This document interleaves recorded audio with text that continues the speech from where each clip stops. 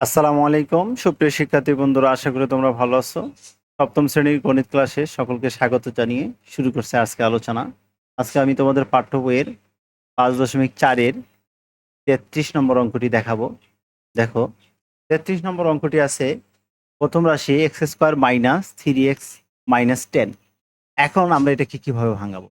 দেখো, এই -10 আর x square গুণ করলে হয়ে যাবে -10x²। এটা হচ্ছে আমাদের প্রথম কাজ।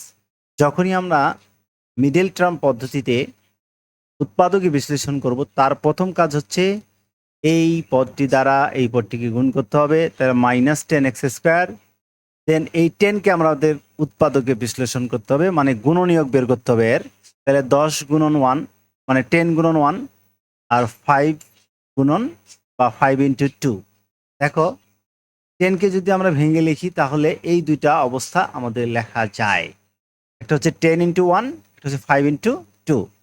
এখন এই দুইটা গুণনীয়কের মধ্যে আমাদের এমন দুইটা যে জোড়া গুণনীয়ক নিতে হবে যা যোগ এবং বিয়োগ করলে, যোগ অথবা বিয়োগ করলে মাঝখানের এই পদের সমান হয়।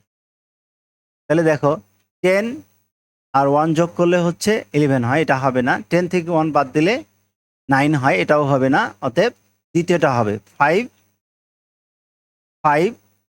থেকে 2 বাদ দিলে কত হয়? 3 হয়।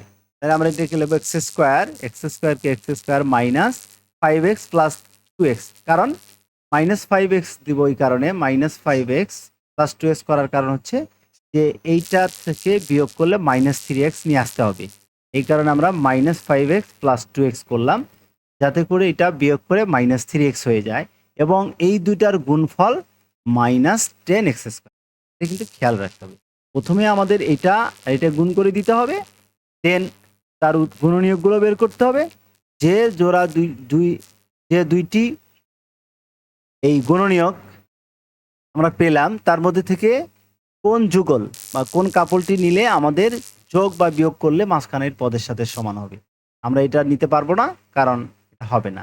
5 ইন্টু 2 এটা আমরা নিব, কারণ এটা 5 দুগুণ 10 হয় এবং 5 থেকে -5 থেকে +2x করলে -3x হয় এবং -5x আর +2x এই দুইটার মধ্যে যদি আমরা গুণ করি তাহলে আমরা -10x²। এখন আমরা কমন নেব, এই দুইটার মধ্যে কমন একটা হচ্ছে এক্স। এক্স যদি আমরা কমন নেই তাহলে থাকে হচ্ছে এক্স মাইনাস, এখানে আমাদের 5 থাকবে, প্লাস যদি আমরা 2 কমন নেই, 2 কমন নেব, এই দুটার মধ্যে 2 কমন নেব, কারণ 2 দ্বারা এটাকেও ভাগ করা যায়, এটাকেও ভাগ করা যায়। তাহলে 2 কমন নিলে এক্স থাকে -5। তাহলে দুইটার মধ্যে হচ্ছে আমাদের একটা আর এক্স প্লাস 2। ওকে, এরপরে আমাদের আসি আমরা দ্বিতীয় রাশিতে। দ্বিতীয় রাশি আমাদের কি আছে? দ্বিতীয় রাশি আছে আমাদের x² মাইনাস 10x প্লাস 25। এখন প্রথম কাজ আমাদের কি? প্রথম কাজ হচ্ছে আমরা কি করব? এই 25 ইন্টু x² কত হবে? 25x²। 25কে আমরা ভেঙে লিখব, গুণনীয়কগুলো লিখব। 25 ইন্টু 1, 5 ইন্টু 5, 5 ইন্টু 5।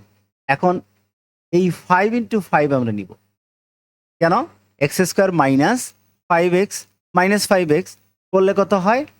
-5x আর -5x করলে হয় -10x। ওকে, এটা ঠিক আছে।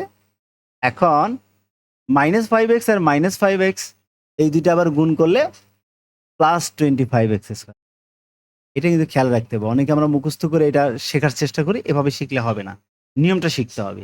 প্রথম কাজ হলো এটার সাথে এটা গুণ করতে হবে চিহ্ন সহ, দেন তাকে তার গুণনীয়কগুলো বের করতে হবে। যে জোড়া গুণনীয়ক নিলে আমাদের মাঝখানের পদের সাথে মিলে যাবে সেইটার মধ্যে যোগ অথবা বিয়োগ করতে হবে এবং তাদের মধ্যে গুণ করলে যেন এই প্রথমটার সমান হয়ে যায় সেটা আমাদের খেয়াল। দেন আমরা এক্স কমন নিলাম, এক্স থাকবে মাইনাস, এক্স দ্বারা এটাকে ভাগ করলে থাকবে 5, মাইনাস মাইনাস, এখানে আমাদের 5 এবং 5x এবং 25 এর মধ্যে কমন চাই 5 দ্বারা এটা ভাগ করলে থাকবে এক্স, আর প্লাসে মাইনাসে মাইনাস, 5 দ্বারা এটাকে ভাগ করলে থাকবে 5। ওকে, তাহলে দুইটা x-5 মিলে হচ্ছে একটা x-5 আর x-5 এই যে x-। এখন আমাদের উত্তর লেখার পালা। আমরা উত্তর লিখবো কিভাবে সেটা আমরা এখন দেখব। দেখো এখানে আমাদের আছে এক্স এক্স মাইনাস ফাইভ, আর এখানে আমাদের আছে একটা এক্স মাইনাস ফাইভ। তাহলে একটা এক্স মাইনাস ফাইভ হয়ে যাবে, আর দেন এখানে একটা এক্স মাইনাস ফাইভ আছে, এই কারণে আমরা দুইটা X minus five whole square then X plus. তো প্রিয় শিক্ষার্থী বন্ধুরা, আজ এ পর্যন্তই, দেখা হবে আগামী পর্বে। আল্লাহ হাফেজ।